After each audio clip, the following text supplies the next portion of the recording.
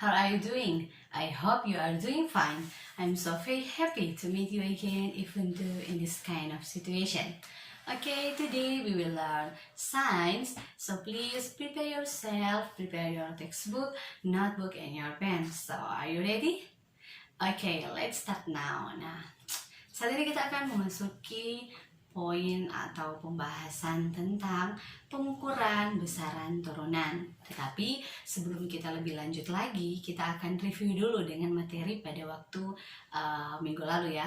Kita sudah membahas tentang pengukuran besaran pokok. Nah, kita review kalau dalam pengukuran besaran pokok kita membahas yang pertama tentang pengukuran panjang, ya kan? Pengukuran panjang menggunakan di sini kita bisa menggunakan penggaris, bisa menggunakan jangka sorong dan menggunakan micrometer scope, di mana untuk mengukur benda yang besar itu kita bisa menggunakan penggaris. Kalau untuk mengukur benda yang kecil dan memiliki diameter itu kita bisa menggunakan jangka sorong, dan untuk benda yang sangat kecil kita bisa menggunakan micrometer scope, di mana untuk ketelitian yang paling ketelitian alat yang paling akurat itu kita bisa lihat pada micrometer scope, karena dia yang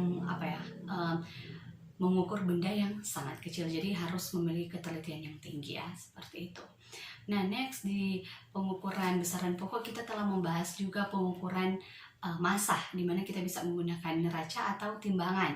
Ada neraca 4 lengan, neraca 3 lengan, neraca sama lengan, neraca pasar, dan neraca dacin.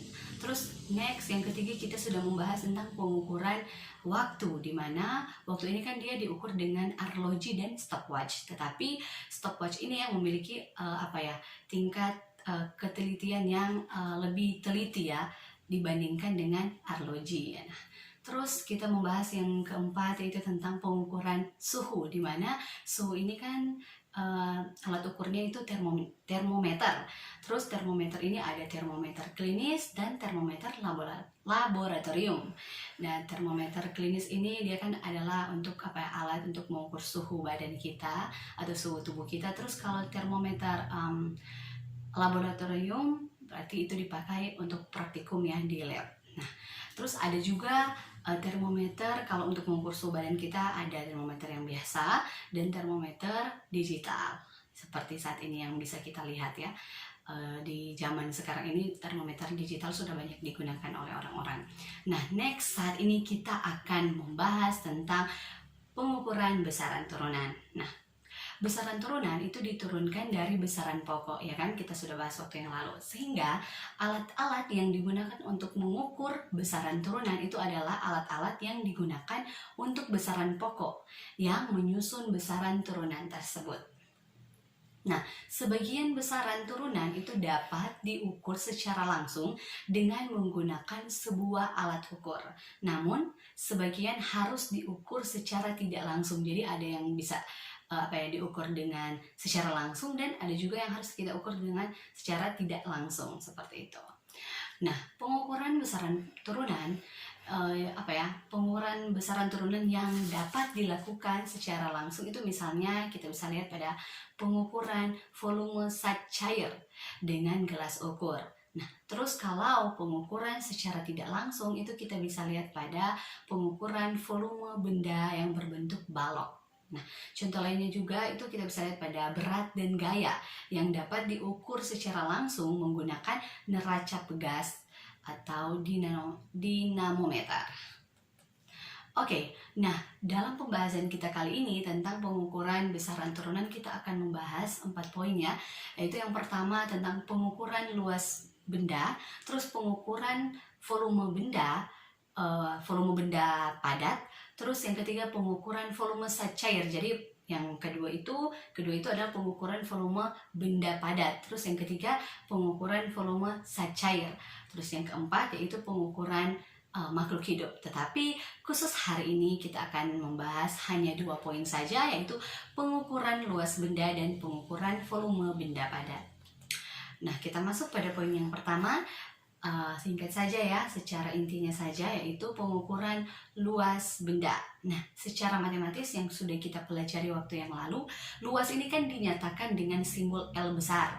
Nah, luas suatu benda itu dapat ditentukan kita bisa menggunakan rumus dari luas tersebut, yaitu L sama dengan P dikali dengan L kecil, di mana L besar ini merupakan luas, terus P ini merupakan panjang, dan L ini merupakan lebar.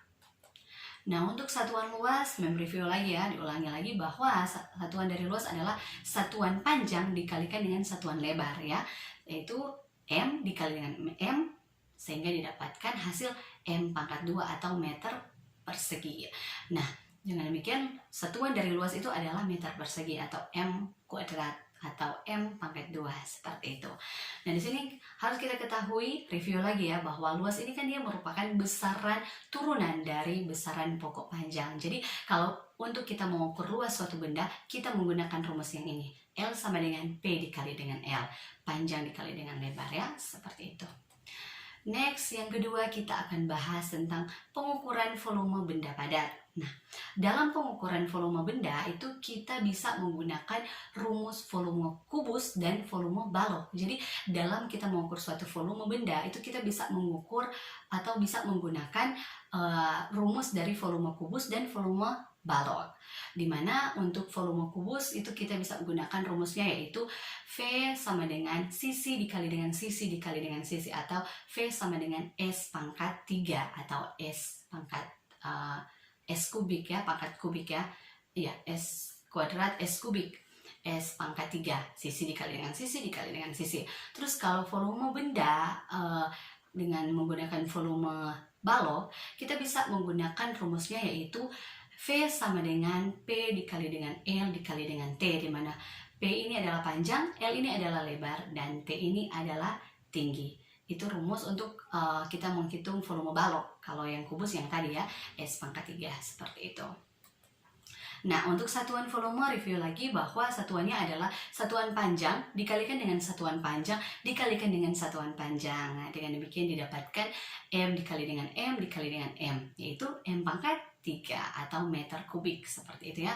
Jadi itu adalah satuan dari volume. Jadi kalau misalnya ada soal untuk mengukur volume suatu benda, tergantung. Kalau misalnya di situ soal untuk mengukur volume benda yang kubus, kita menggunakan rumusnya. Kalau yang balok, kita menggunakan rumusnya dengan satuan sama, yaitu meter kubik atau meter pangkat 3.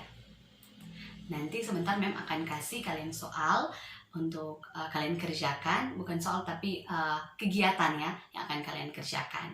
Nah, di sini harus kita ketahui bahwa volume ini merupakan besaran turunan dari besaran pokok panjang. Kalau luas tadi dia merupakan besaran turunan dari besaran pokok panjang. Jadi sama ya, volume dan dengan luas ini sama, merupakan besaran turunan dari besaran pokok panjang, tetapi bedanya hanya pangkatnya. Oke?